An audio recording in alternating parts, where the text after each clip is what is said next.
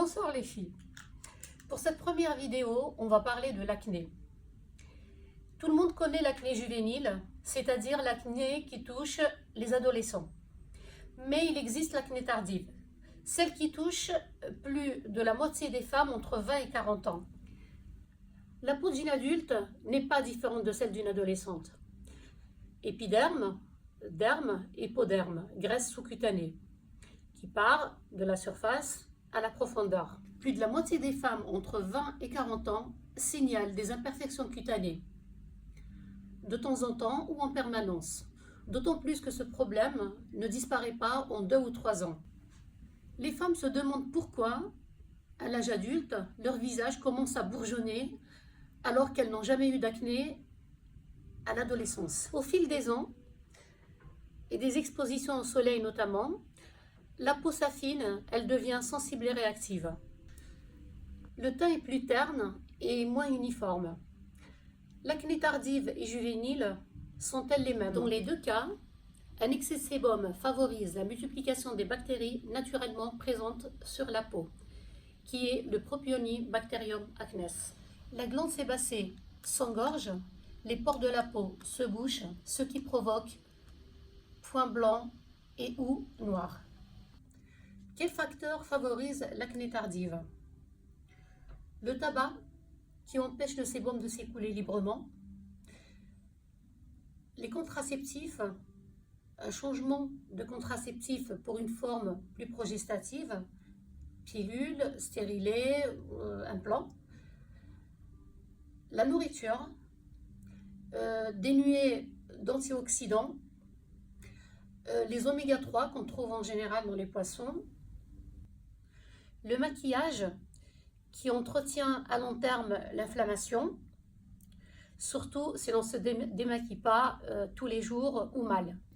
Je vous explique en gros la coupe de la peau. Donc on va dire, ça c'est la peau, l'épaisseur de la peau. On a donc l'épiderme qui est la couche superficielle. On a le derme, on va dire, qui va faire tout ça, puisque le derme est constitué de 2 couches. La couche superficielle, la couche profonde et l'hypoderme. On a bien sûr des poils sur la peau. On va dire ça c'est un poil. Le sébum qu'on sécrète, il est, on va dire qu'il est là, il a une utilité. Il est là pour nourrir donc la peau et le poil. On va dire annexé au poil, on a une glande sébacée, celle qui sécrète du sébum, et on a les pores. On en a bien sûr sur toute la peau. Quand la glande sébacée est engorgée et pleine de sébum, quand on a la peau grasse et on sécrète énormément de sébum, donc du coup elle est engorgée, elle est pleine, ça déborde, donc ça attire les pores, ça les élargit. C'est ce qui fait les pores dilatés. Il faut toujours penser à les vider, parce qu'un pore dilaté qui n'est pas vidé asphyxie la peau. On a toujours, souvent, les peaux grasses ont une couleur terne, c'est-à-dire elles ne sont pas lumineuses, tout ça parce qu'elles sont tout simplement étouffées par les pores qui sont engorgés de sébum, qui sont pleins. Ensuite, on a souvent les peaux grasses qui ont des points noirs. Les points noirs, c'est du sébum oxydé. Donc le sébum, comme il est en surface, le pore est plein, donc non seulement il s'élargit, mais le sébum qui voit la lumière et l'air, il s'oxyde, il devient noir. Ça, c'est les points noirs. Quand on a une peau grasse, on a les pores dilatés, on a beaucoup de points noirs et des points blancs. Les points blancs, c'est la même chose, c'est aussi du sébum.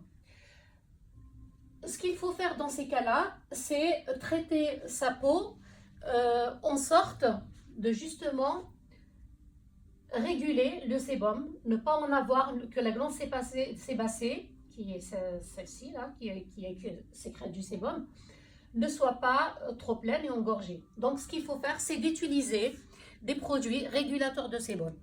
C'est-à-dire quand les produits pénètrent, on sécrètera moins de sébum et les pores se resserrent. Pour ça, il y a un produit enfin, il y a beaucoup de produits qui sont à base d'acide salicylique, c'est celles qui sont conseillées, que ce soit pour l'acné juvénile ou l'acné tardive.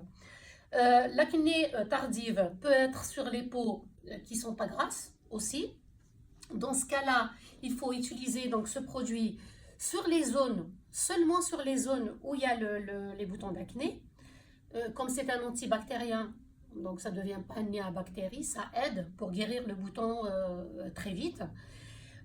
Pour l'acné juvénile, il faut l'utiliser tout simplement sur toute la peau. Ça sèche la peau, puisque ça régule le sébum. Du coup, on a moins de sébum, on a moins de points noirs et moins de pores dilatés. Je vous conseille donc les produits à base d'acide salicylique. Chez nous, chez Nutrisens, on utilise donc un gel nettoyant qui est de la gamme Sesderma qu'on a sur notre site internet et qu'on a à l'Institut aussi. C'est celui que je conseille. C'est un pouce-pouce. On se lave avec matin et soir, 2 fois par jour. Même si on est maquillé, on peut se laver directement avec. C'est vraiment un très bon nettoyeur, on va dire. Et 10% d'acide salicylique, ce qui aide vraiment à travailler aussi sur la bactérie de l'acné. Ensuite, on a aussi de la même gamme, bien sûr nanotechnologique, hein, donc ce sigle NT, ça veut dire nanotechnologique, molécules infimes, qu'on utilise après le gel, ce qui aide aussi à réguler le sébum. Donc ça va apporter, comme c'est hydratant, il ne faut pas faire l'amalgame entre hydratant et nourrissant. La peau a besoin de boire et de manger. On ne peut pas utiliser des produits déjà trop gras sur une peau grasse. On utilise donc ce produit qui donne à boire à la peau, qui est hydratant, mais il n'est pas nourrissant. Donc on a moins de gras dedans. Et il est régulateur de sébum. Et puis il y a 15% d'acide salicylique, c'est-à-dire après le gel, on peut utiliser cette crème. Pour les peaux grasses et acnéiques, c'est vraiment le produit miracle. Et pour les peaux des personnes qui ont de l'acné tardif, c'est-à-dire des femmes qui ont plus de 20 ans et qui ont encore de l'acné jusqu'à 40 ans, à ce moment-là, on utilise ce produit pour se laver et on utilise sur les boutons qu'on a cette crème qui est à base d'acide salicylique aussi. Pour focalement, donc sur les boutons, comme on ne peut pas l'utiliser plus de 2 fois par jour, sinon elle nous sèche trop la peau, puisque c'est son rôle, hein, ça régule le sébum, on peut utiliser focalement.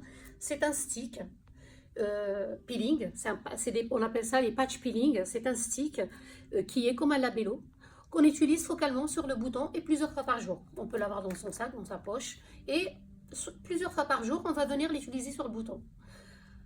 Ce qu'il faut éviter, c'est de toucher le visage, parce que quand on a des boutons, je sais que beaucoup de femmes ont cette manie, ça les stresse tout simplement aussi.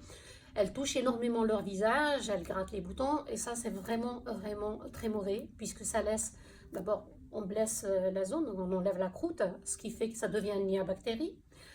Il ne guérit pas vite. Et ensuite, à force de le toucher, on le salit, tout simplement. Les mains ne sont pas toujours propres, on touche les boutons d'ascenseur, les poignées de porte, de l'argent, etc. Donc il faut savoir que les mains sont sales. Il ne faut jamais vraiment toucher son visage, même quand on n'a pas de boutons, il faut enlever cette habitude de toucher en permanence son visage. Et surtout, surtout quand il y a de l'acné. Un autre produit qui est vraiment, vraiment nécessaire, qu'on doit avoir en permanence sur soi, surtout l'été, c'est un stick écran total indice 50. Ce stick-là, il vous sauve la vie. Ce qui veut dire que quand on a un bouton, on va utiliser tous ces produits, bien sûr, mais le problème, surtout quand on est mat, on se promène au soleil, automatiquement, l'endroit où il y a le bouton devient une tache pigmentaire. C'est-à-dire ça devient une tache brune à cet endroit-là. Souvent, on voit des femmes qui se cachent avec du fond de teint, justement pour cacher ce genre de problème. Et ça aggrave aussi leur cas, parce que le fond de teint, c'est pas vraiment conseillé pour les peaux grasses ou surtout les peaux acnéiques. Donc, l'avoir sur soi tout le temps, c'est petit, on peut l'avoir dans sa poche, dans son sac. À ce moment-là, toutes les 2 heures, si on se promène au soleil, on est sur une terrasse, on le prend, on n'a pas besoin de miroir, on l'utilise, ou sur nos taches pigmentaires aussi, ou alors focalement sur le bouton. Ce qui est un geste simple, mais qui compte énormément pour la peau.